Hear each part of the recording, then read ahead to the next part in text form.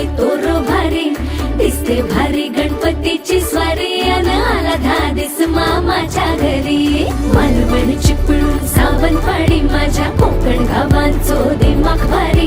दिसते भारी गणपतीची स्वारी माझ्या कोकणा वाटे तुम्ही वलवा गाडी धमाधमान हाका गाडी माझ्या कोकणचो रस्तो नागमोडी कारी नये वा